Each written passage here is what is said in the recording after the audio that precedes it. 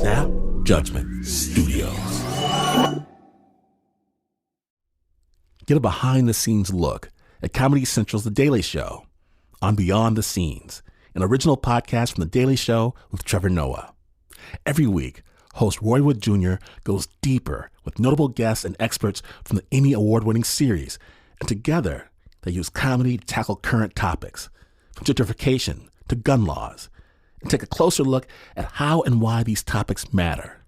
Listen to Beyond the Scenes from The Daily Show with Trevor Noah on the iHeartRadio app, Apple Podcast, or wherever you get your podcasts. New episodes every Tuesday. Snappers, I am so excited to share this piece with you because this week on Snap, we're going to shine a light on one of my favorite podcasts, Ear Hustle. This show, it crafts stories that come from people incarcerated at San Quentin State Prison. And this time, the team brings us a story that is as painful as it is beautiful, and I urge you, put down whatever it is you're doing, give this a listen. They call this episode The Big No-No. I'm going to stand back and let Team Ear Hustle prove that even if you are confined behind the thick bars of a prison cell, there's one force that can never be contained. Sensitive listeners, please do note, this story deals with explicit content and includes situations of domestic violence. Listener discretion is advised. Snap judgment.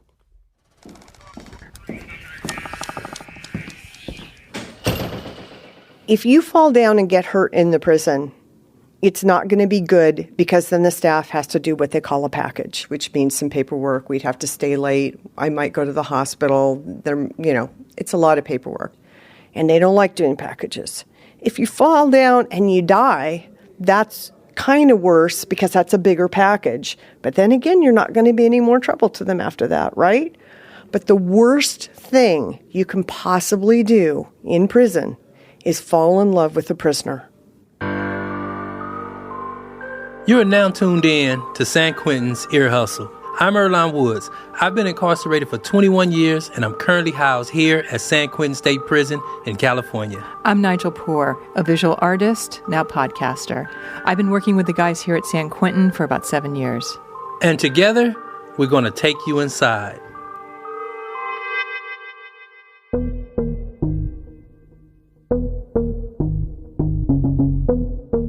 We say this a lot, but one of the things that makes San Quentin unusual, not just in California, but throughout the country, is that there's a lot of people coming in and out of the prison every day.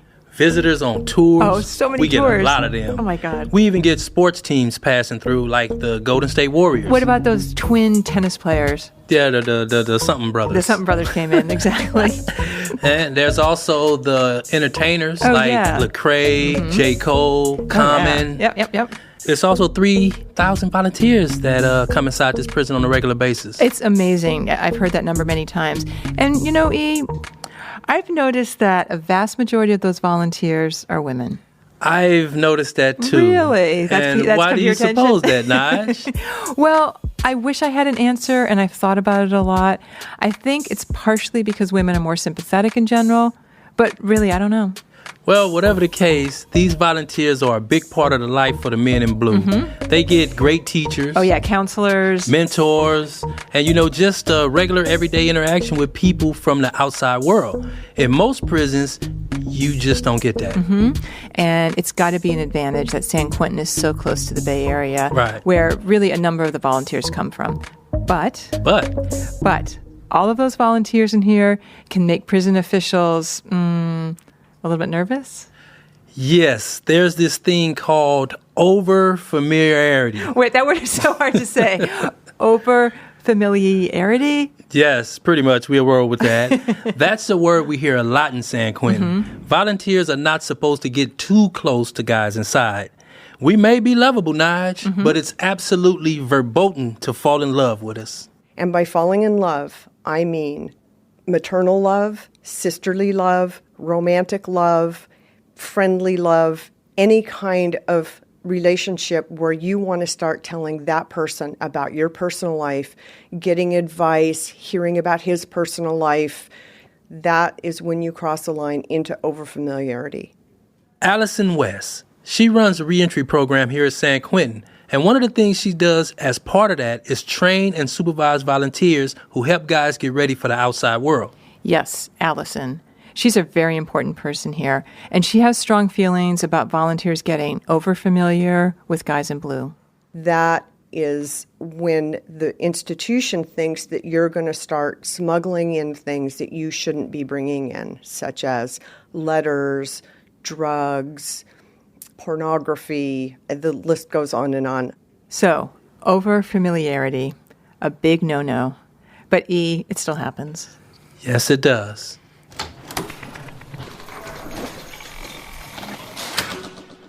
So I was in another group, and yeah, I mean, it was weird. So she sat next to me. It was the only open chair in the room, and she sat next to me, and I turned to her and I said, "Hey, my name's Aaron. It's nice to meet you. What are you doing here?" Aaron's serving 25 years to life for murder. He'd already been in prison about 15 years when he came to San Quentin. I mean, before I came to San Quentin, I never saw one volunteer, ever. Like, I didn't even know that was such a thing, right?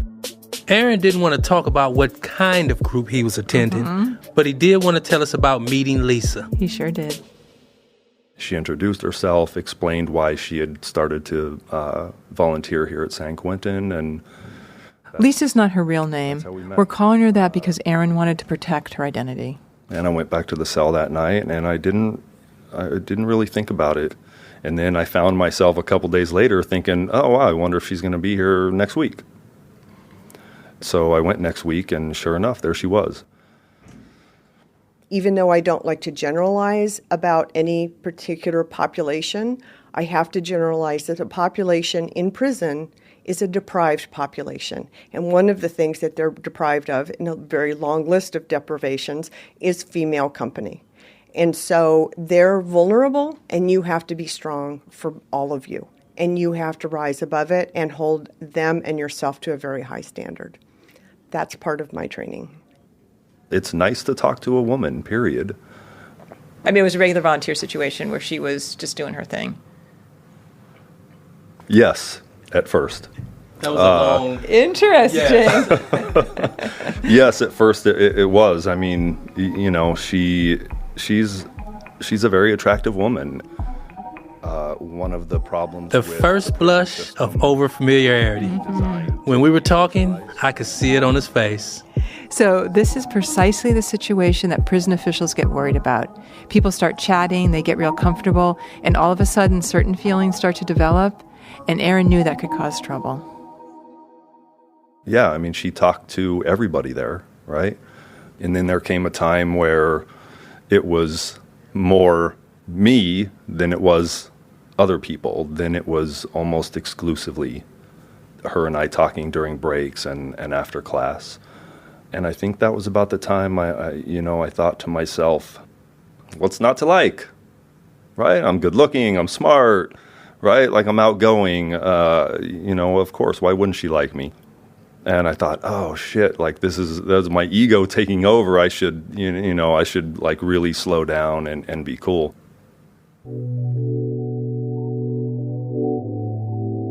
I've gotten into so many things in my life for the wrong reason, right? And I didn't want to get into another thing for the wrong reason.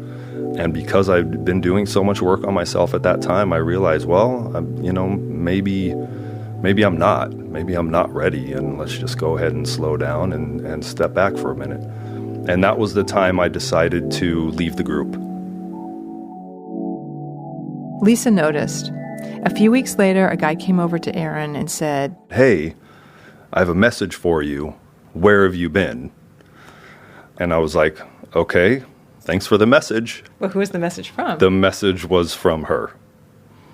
In my head, I was like, fuck yeah. And then at the same time, I'm like, okay, hold on. Those are all the feelings anybody has when they're falling in love with somebody or they're interested, right? It's this elation. And right. they're like, yes. So, kind of feeling. so which I was sort of questioning, right? Because at that time, I'd been in prison for a while, right? A decade and a half at that time. And, this is my first level 2. So all the level 4s and the level 3, I've done time in ADSEG and SHU time. And And like I was really unsure if that was the proper response. So by leaving the group, Aaron basically cut off all communications with Lisa. So I just want to clarify. So for 2 or 3 months, you didn't have any contact with her? Yes. You just were percolating, like, what should I do? Wow. Playing hard to get. Yeah. Were you playing hard to get? No, I certainly wasn't playing hard to get. Certainly that wasn't the case. I mean, I would have loved to just been like, yes, I'm never leaving this group ever again. But, Then Aaron got a second message from Lisa. And I decided to go back the following week. She was like talking, she was talking to people over there when I came in.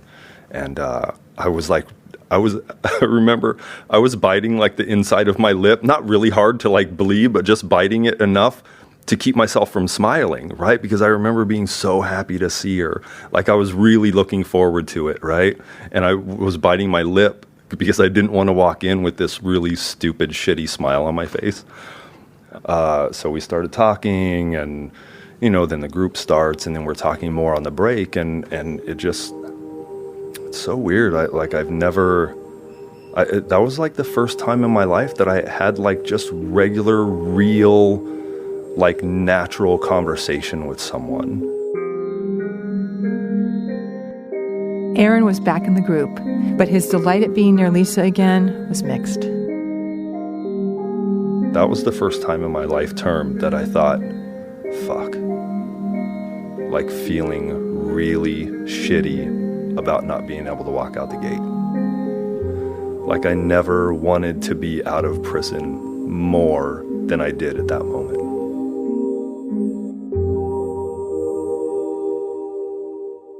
So it sounded like it woke up an emotional side in you. Yeah, absolutely. But it also seems like maybe you felt really seen as like a human being. Absolutely. I came to prison like I was so scared, and I was so angry and so depressed. And I thought to myself, okay, a murderer, that's what they want, that's what they're going to get. So for all of that to go away was, fantastic and horrible all at the same time.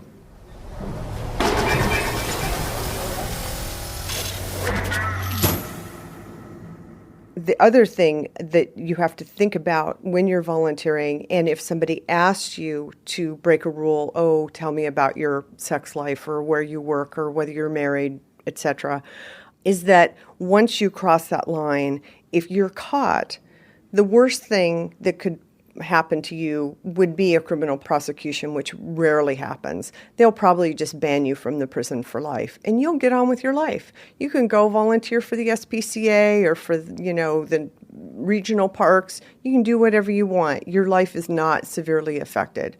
But that person that you've broken those rules with will have their freedom at San Quentin taken away. They'll be put in solitary confinement where they get no yard, few showers, no visits from family, no contact. They get their good time credit taken back, so they get out of prison later, and they could get transferred out of the institution. So you may think it's fun or exciting to break those rules, but you're putting that person at grave risk.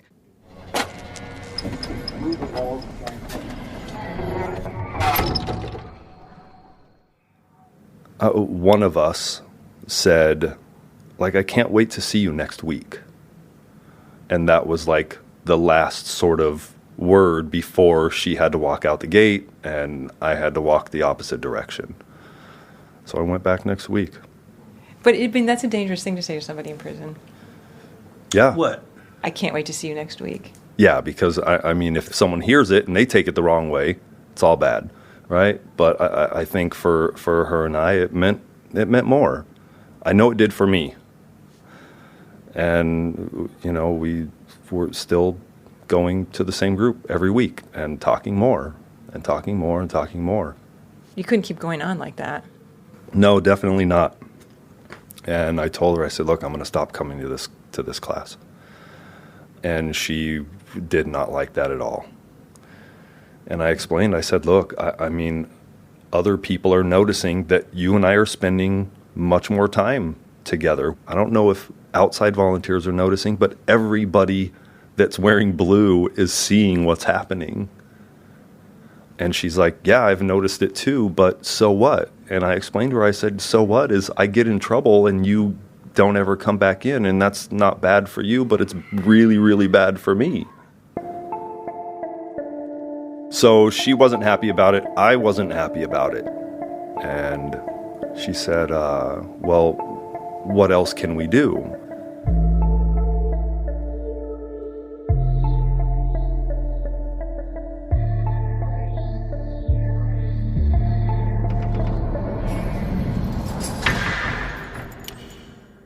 There absolutely is a right way. And this is what I tell the girls. I don't want to say that they're not homosexual relationships or homosexual attractions, but that has actually never been a problem so far in my program, but it could happen. So I tell the men too, but I focus on the women. And I say, if you fall in love, whatever kind of love that is, platonic, romantic, whatever, but most commonly romantic love. I said, all you have to do once you realize you want to cross that line is quit the program. Take a month off, get on his visiting list, and go have a great relationship. There's so many men in this institution, probably every man, if I were to generalize, because of my 18 years here, I've never met one that wasn't worthy of our love. And so if you fall in love, you go fall in love. I will dance at your wedding. I will give you away. If you quit the program and protect the program and protect yourself and protect him, you go live happily ever after, and I will give you every blessing.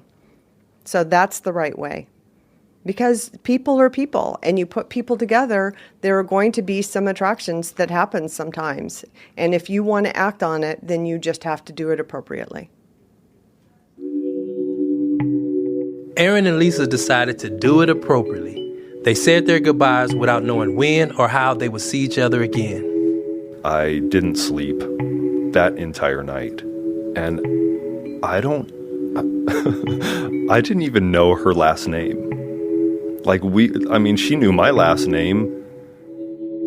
I know it sounds weird, but volunteers and men inside aren't allowed to exchange personal information. So it's not surprising that he never learned her last name. And Aaron went back to the group. Lisa didn't. Getting back in contact was on her. Yep, he was just going to have to wait.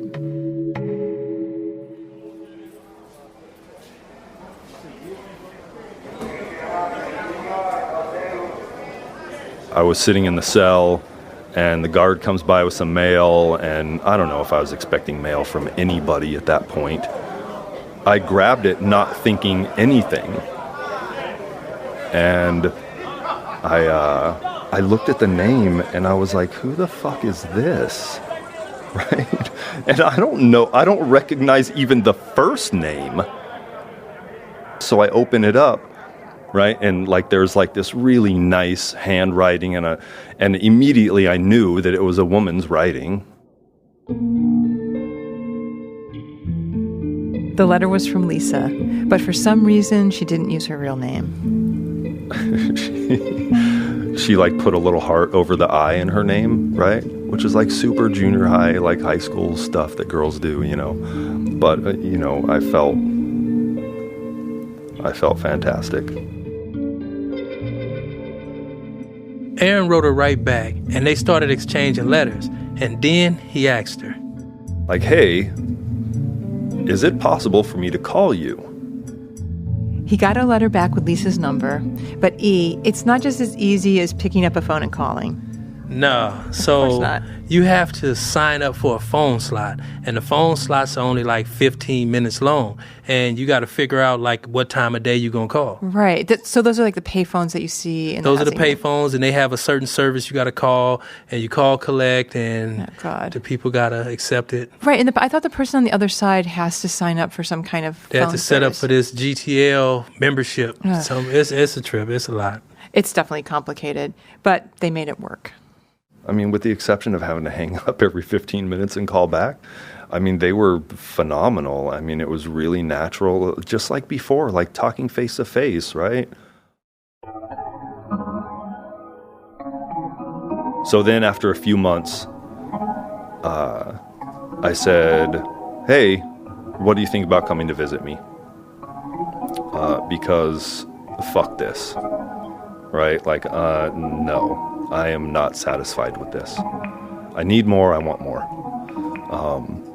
She was ready, right? She said, absolutely, how do we do this? I sent her a form, she filled out the form, it got approved, and she started coming to visit me. So they did everything by the books. Lisa quit volunteering. She waited before she started to visit. But the visiting room at San Quentin is probably not the ideal place to develop a romantic relationship. I don't know. I mean, for some, maybe it is. Really? Have you developed a romantic relationship But I'm just there? saying, you get to go out there, and when you first see your visitor, you can hug her, you can put tongue down her throat, you can kiss on her. That's so romantic. you can fill her up. You can do all that. What do you mean? You're saying your hands are just free roaming? Free roaming like an old school cell phone. Come on. I mean, you can do that in the beginning of the visit. Okay. But during the visit, it's just a conversation, and maybe that might not be ideal for people because you can't do what you want to do. Right. I mean, there's not much privacy. There's no privacy at all. Everything is in the open. Yeah. And then at the end of the visit, you get to hug, kiss, and say goodbye. So, I mean, it sounds like what you're saying is, under the circumstances, it's the best place you're going to be able, or it's the only place you're going to be able to have some physical contact. Legitimately. Okay. All right. Well, in any case, for Aaron, or really for both of them, it was their only option to meet in person. It felt normal and natural to be with her, but at the same time, that visiting room, I don't give a shit what anybody says. I don't care if people have been visiting out there for 30 fucking years. That is a completely unrealistic, false, inauthentic environment, period. I loved being with her and hated that visiting room. And then, so what happened? How did the relationship progress? I don't know who said it first. One of us was like, and I can't remember the exact context, but I would love to take you to this place in the outdoors. It's so beautiful and majestic and peaceful, and I can't wait to go camping with you. I can't wait to take you to this restaurant, and then that sort of inevitably just led to us thinking about a future together. And then we started talking about marriage, and I told myself a long time ago that, first of all, I would never get married. But when her and I talked about it, I thought, I can totally do this. I want to do this. That's when we decided to take it to the next level. A year after that first visit, Aaron and Lisa got married. We asked him what the wedding was like. It was a prison wedding. She looked beautiful. She came in the most amazing dress I'd ever seen. I had visiting clothes at that time, like really the nicest pair of clown pants a man could have, with prisoner painted down the front. I didn't doubt that was what I wanted and what she wanted. And I never doubted at that time that that's what we should do.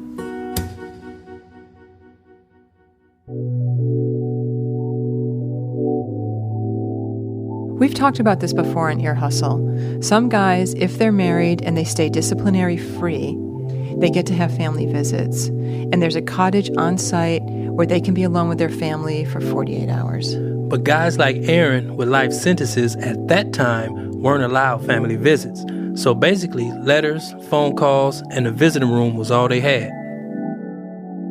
And we argued, and we made up, and things were great, and we argued and we made up. But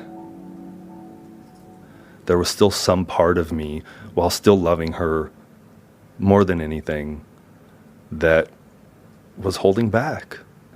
I kept telling myself there's only so much I can give from here. And still understanding that, kept going. You know, I used to tell her, guess what happens when you break down on the freeway? Who you don't call?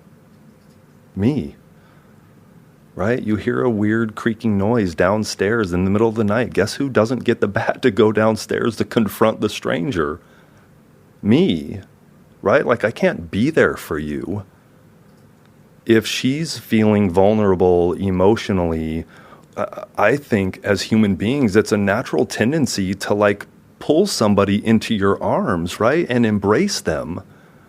And like touch them in a non-sexual way, but a way to tell them like things are going to be okay. You can't do that out there. And that, from either side, that was definitely the most difficult part, I think, for both of us.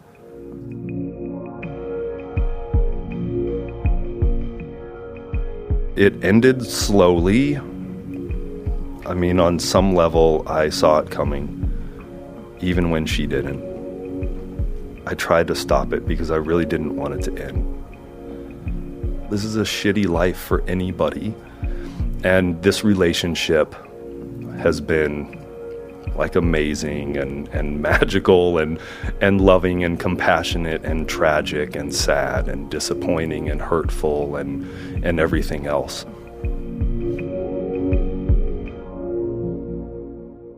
So how did it end? I don't even know. I don't know. You know, it... Fuck.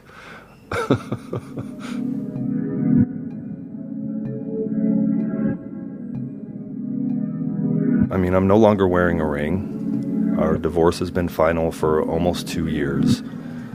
I go to my Board of Parole hearing in 2 months, 60 days from today. And I don't know what the future holds for that relationship. You know, we still talk on a regular basis, and it's amicable? With a question mark? I mean, I'm just shooting in the dark. You know. Is anything on your chain? What do you mean? Is any emblems on your chain? Any medallions?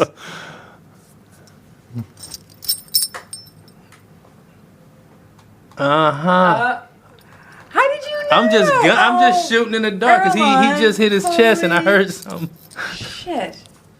So yes, I have my wedding ring on a chain around my neck.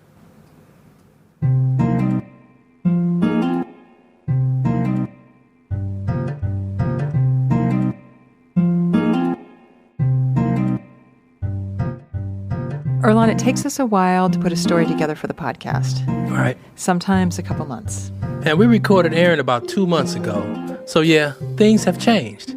Aaron went to the board and was found suitable for parole, which means he's probably going to get out within 150 days. But there's more to it.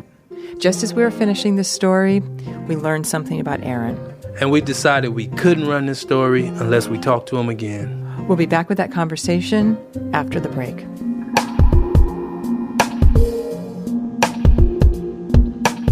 You're listening to Snap Judgment Presents Ear Hustle, The Big No-No.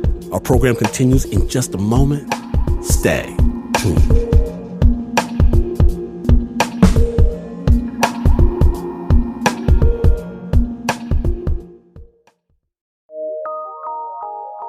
From PRX.